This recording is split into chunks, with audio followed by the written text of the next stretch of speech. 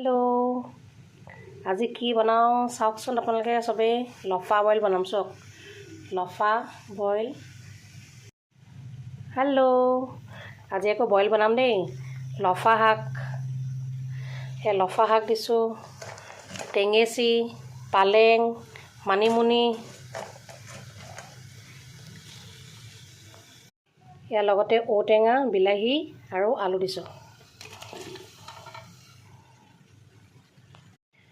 নিমখ, এতিয়া বক বককৈ উতলি আছে। আদা অলপ, ইয়াতে এতিয়া 2 পিচ মাছ দি দিছোঁ। এতিয়া আৰু খাই ভাল লাগিব।